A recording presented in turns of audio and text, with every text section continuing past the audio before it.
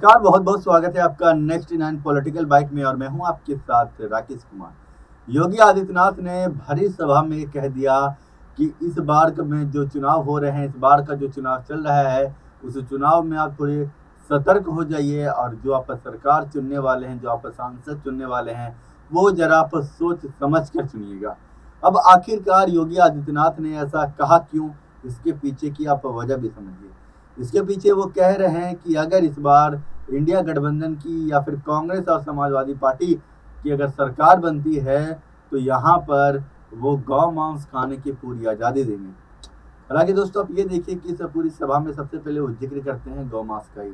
वो गौ मांस का जिक्र करते हुए कहते हैं कि कुछ जो मुसलमान है वो केवल चिढ़ाने के लिए गौ मांस खाते हैं, और अगर आप चाहते हैं कि ये गौ मांस को बढ़ावा दे तो आप इन्हें वोट कर सकते हैं, लेकिन आप ऐसा करिएगा नहीं, क्योंकि ये देश को बांटने की कोशिश कर रहे हैं। गौ मांस अगर आप वो जो लोग खाते हैं केवल हिंदुओं को छुड़ाने के लिए, आपको उन्हें वोट नहीं करना है, आपको उसे वोट करना है जो इसे रोकने का काम करेगी।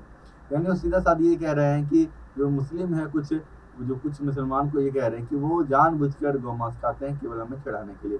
साथ ही उन्होंने यहाँ पर अपने जो सांसद उनके लिए वोट मांगा। इसके साथ उन्होंने कहा कि अगर आप ये नहीं चाहते कि यहाँ पर जो हमारा देश है वो पिछड़े, हमारे अपने देश को अगर आप चाहते आगे बढ़ते हुए देखने के लिए, तो आप बीजेपी को वोट करिए, आप एनडीए को वोट करिए।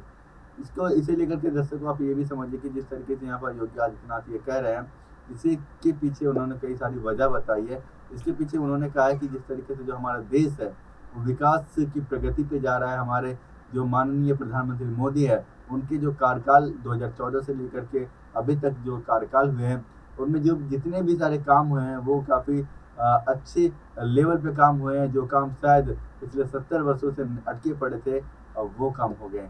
के साथ ही उन्होंने कहा कि जो राम का नाम लेते हैं, जो राम के भक्त है वो देशभक्त है। उन्होंने अपने इस सभा में ये भी जिक्र किया। इसलिए आप राम को जो राम को मानने वाले हैं वो यहाँ पर आप बीजेपी को वोट करिएगा, जो राष्ट्र से प्रेम करते हैं वो यहाँ पर बीजेपी को वोट करिएगा, और 4 जून को दिखला दीजिएगा यहाँ पर राम के देश की जीत होती है, राष्ट्र की जीत होती है। ये योगी आदित्यनाथ ने बड़ी सभा में कहा। हालांकि यहाँ पर उन्होंने बहुत सारे मुद्दों को लेकर के यहाँ पर कांग्रेस और यहाँ पर समाजवादी पार्टी को घेरने की कोशिश की है। उन्होंने ये भी यहाँ तक कह डाला कि यहाँ पर जब जो कार सेवक है, यहाँ पर जो राम सेवक है, राम मंदिर को लेकर के यहाँ पर समाजवादी पार्टी और कांग्रेस ने इनके ऊपर गोलियां तक चलाने का काम किया था।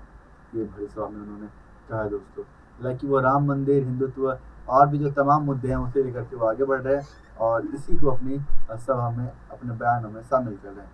तो दर्शकों, इस पूरे मामले को लेकर के आपकी क्या प्रतिक्रिया है, और आपको अगर कुछ कहना है तो आप हमें कमेंट्स में लिखकर कह सकते हैं। फिलहाल के लिए मुझे दीजिए इजाजत। देखते हैं नेक्स्ट टाइम पॉलिटिकल बाइट। आप सभी दर्शकों का बहुत बहुत धन्यवाद।